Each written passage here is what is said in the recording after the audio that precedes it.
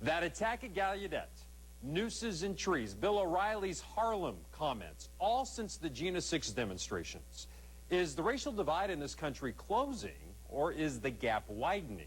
Fox 5's Bob Barnard took that question to the experts. Bob. Well, Brian, from that tree in Gina, Louisiana, to an African-American Coast Guard cadet sea bag aboard a tall ship, twisted minds are leaving twisted rope as images of intimidation. So what's going on here?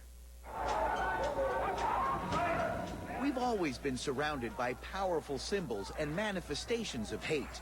But when a University of Maryland student's car is vandalized with a spray-painted swastika and nooses are repeatedly used as forms of hateful expression, it's time for some kind of thoughtful explanation or analysis.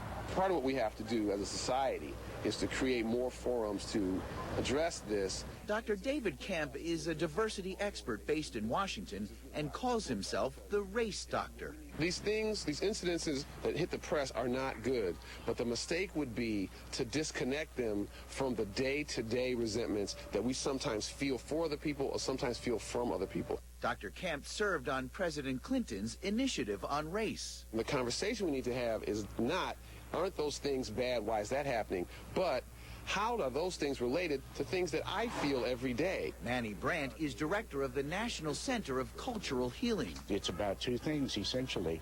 It's about increasing trust, and it's about supporting self-respect and dignity.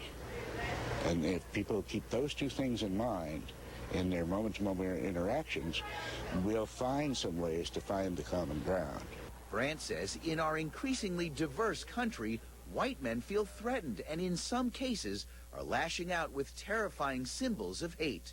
It has become a brand almost. It's become iconic. It's become such a lightning rod so that you don't have to be clever. You don't have to even think of more than one thing. All you have to think about is, hey, hang a noose.